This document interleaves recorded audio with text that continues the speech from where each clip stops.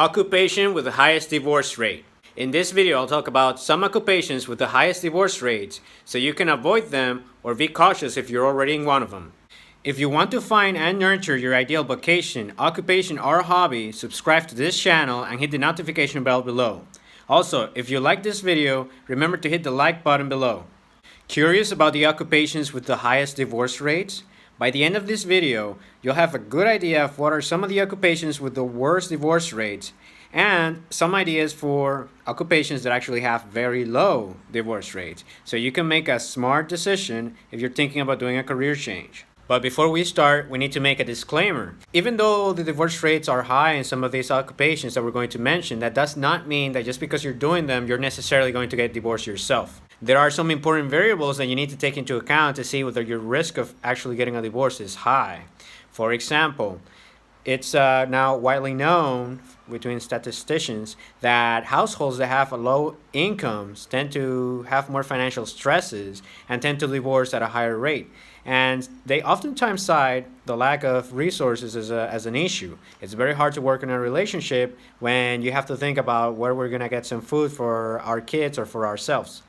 Another key variable in this case is also the demographics. Now, people don't want to be racist or anything like that. This is not about that. It's about statistics.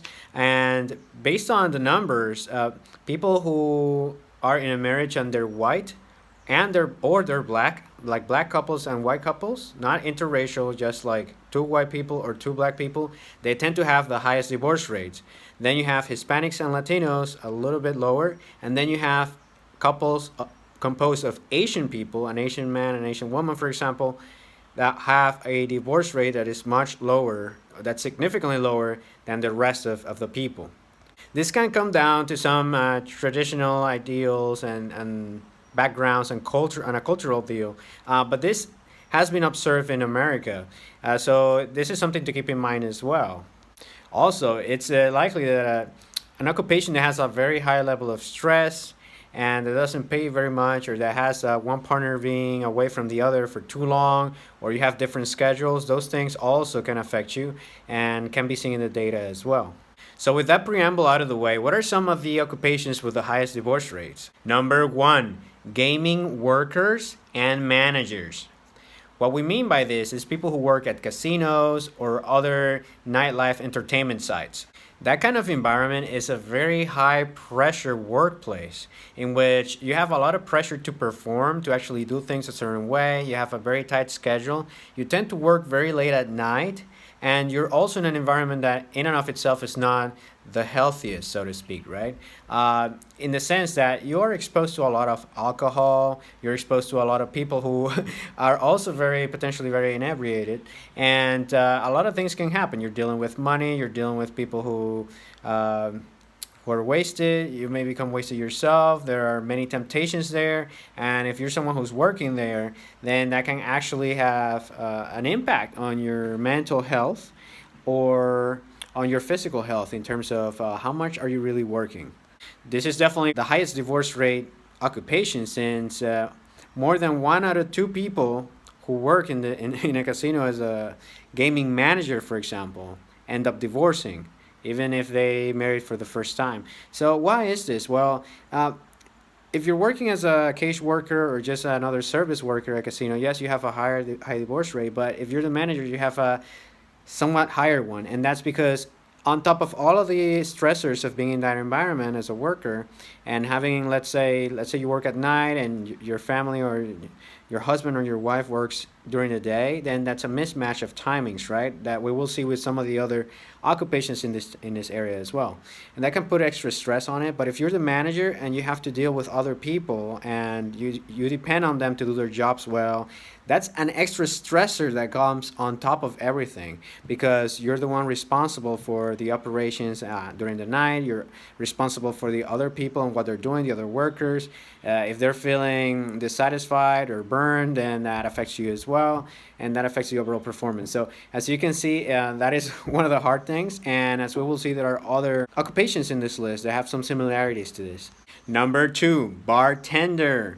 Yeah, so basically if you're a bartender at a bar or anywhere else, you're likely working at night mostly. So that's, again, one of the similarities that we've seen on some of these occupations. So if your husband or wife works during or is awake during the day and you're working all night, and on top of that you're in a place where there's a lot of alcohol, not only for yourself but for other people, and that can potentially represent a lot of potential for having an affair or potentially doing something that your partner is not going to be very happy with, your wife or your husband. So this is one of those things that just tend to affect you when you're in an occupation like that. Also, depending on where you are, you could make more money, but at the end of the day, as a bartender, you could make, I don't know, minimum wage plus tips.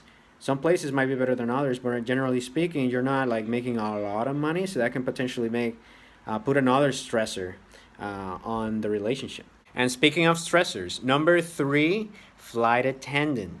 As you know, a flight attendant has to spend most of their days or their weeks and then even months kind of like just flying around from one state to the other or from one country to the other. Yeah, you have to sit in an airplane, you have to attend to people. That's very stressful if you're doing that all the time. And then think about it. If you're a flight attendant and you're out all the time and you have a husband or wife back home, you're not really seeing them that much. Many days of the, depending on if you're flying internationally or not, you may not even see them that much. So you're away most of the time. You are very stressed. You have a schedule that they tell you ahead of time, but they oftentimes change it because it tends to be like a shift type of position. And on top of that, yeah, you get to meet a lot of strangers as well. So at the end of the day, that feeling of disconnect between you and your partner can potentially be too much. Number 4, factory operators and machine setters of different types. So there have been multiple occupations that are kind of aligned with this general title.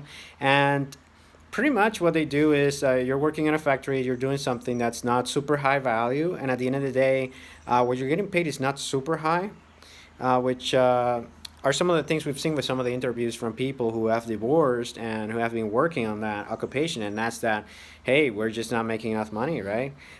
So it's kind of like a lower skill job that has the issue of being low income, and then that makes it so it's more stressful. But you also have the added issue of, because of automation, you don't know whenever you're gonna lose your job. You may be outplaced, and that can potentially put even more of a stressor on you of like, okay, what am I going to do if I even lose this relatively low income job?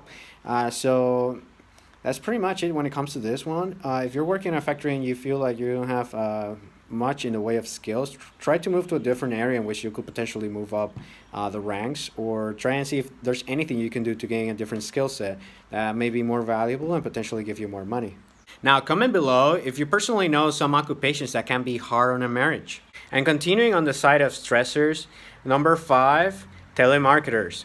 So imagine all day you're just calling people left and right, people who don't want to hear from you, people who dislike telemarketers, people who don't want to be called, and they hung up on you and they tell you stuff, and you just get stressed talking with people who may not want to talk with you. And then when you come back home, you have to be super nice with you with your special other.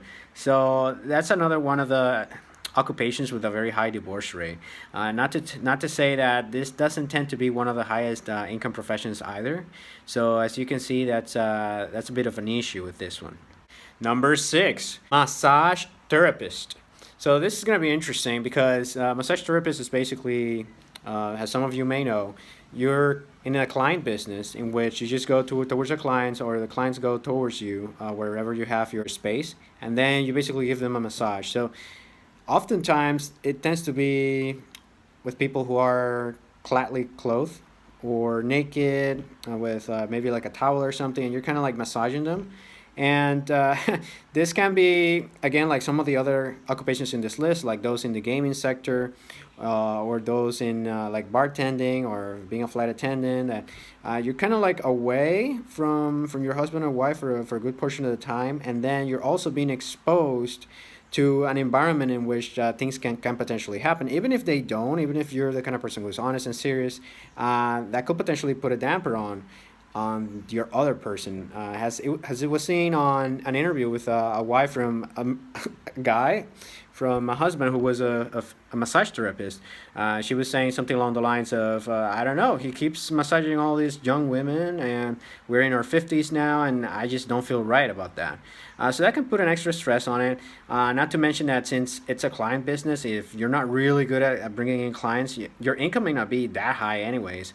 And as some other research has mentioned, wives specifically tend to divorce their husbands more often when the husbands have low income. So that may be another issue here. Number 7, nurses. Not all nurses are created equal, but even then, the very high stressful, demanding environment of working as a nurse, even if you're working, let's say, 3 out of 5 days a week, you're working 12-hour days at a minimum each of those days. So you come back home, you're super tired. I've talked with some of my nurse friends, and I remember one of them, she told me, she was like, look, it's so difficult for me to go back home and listen to my beloved, or listen to someone else, or a stranger, or a friend, because you kind of become inured to it. You're in the hospital all day.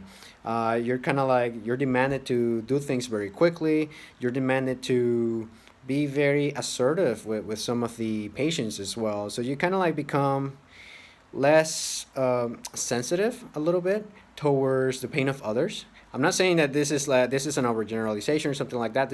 I'm just sharing what a friend of mine shared with me, who happens to be a nurse, and that's what she told me. She said, like, hey, sometimes you just zone it out, and it's hard sometimes to really get deep with someone else. So that may potentially, I'm not saying it does, but it could potentially create some issues in terms of having that intimacy with your partner, or listening to their problems, or listening to their days when your day was so full of stress and people in pain, and you're having to run left and right, and you're physically and mentally exhausted by the time you go back home. So that's my 2 cents on it. I'm not saying that's necessarily the case, but that's just an idea to put up there for why some nurses might have such a high divorce rate. Number 8, dancers and choreographers.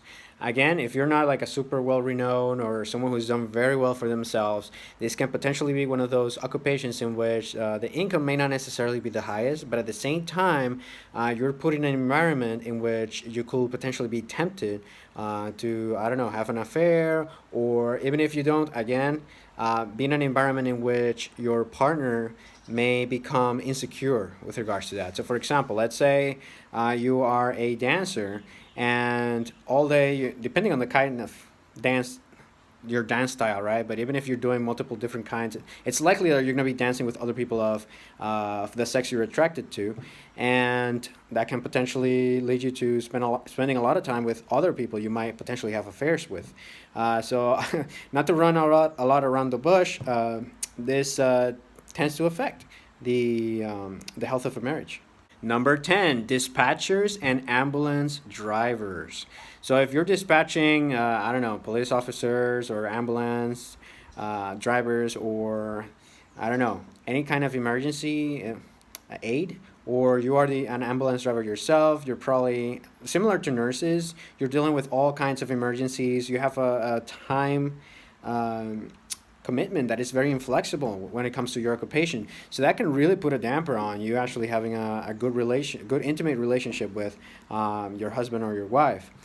So similar to some of the other ones, it's just a thing about stress, a thing about having that inflexible environment, and also a thing of you having to go through so much quote unquote crap during the entire day, right? Because if you're dispatching for a robbery, or you're dispatching for someone who got shot, or you are the ambulance driver yourself who's always so I will put it like excited, but in a negative way, in the sense that you got to take this person as fast as you can through difficult traffic to the hospital, or they're going to die, and you have that pressure on you most days. And even when you are in standby, you don't know, at any point you could be paged or called to freaking go and rescue someone. So this can be very, very taxing on your emotional well-being, and therefore it might make it harder for you to keep a marriage. Now, I know many of you might say, okay, but there are many potential occupations like that, and they don't necessarily have a very high divorce rates. And by the way, all the ones we've mentioned here have a 40% or higher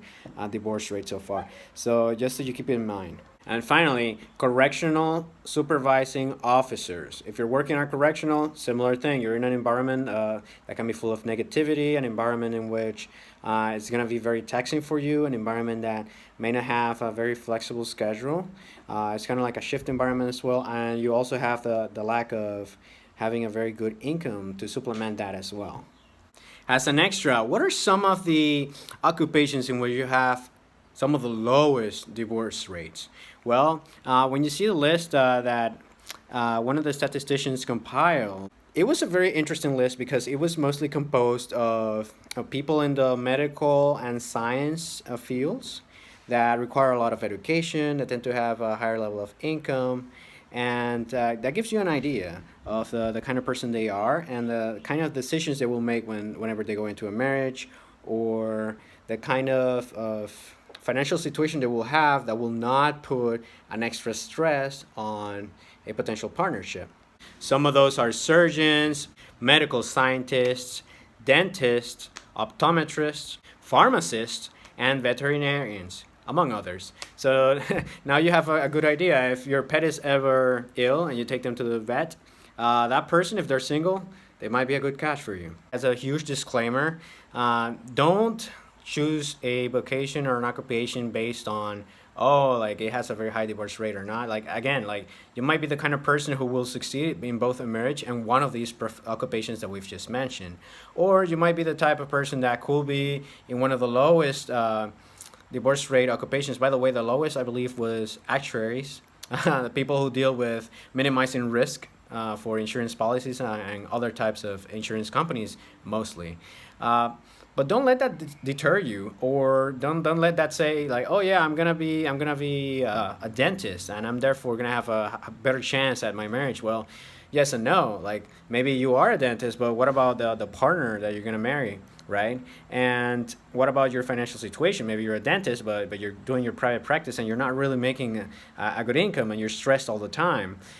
So there's a lot to it, and maybe like also like we mentioned earlier, like what's your demographic? Like are you people tend to marry people who are more like them, people who have the same religion, the same ethnicity. So if you are a Caucasian, i.e. a white person, you're more likely, according to statistics, to marry another white person.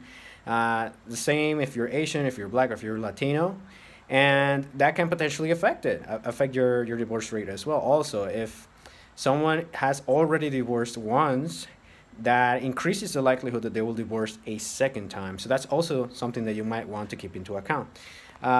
Again, it's a big disclaimer. So if you're interested in finding something that works for you, just subscribe to this channel, hit the notification bell, and if you like this video, remember to hit the like button.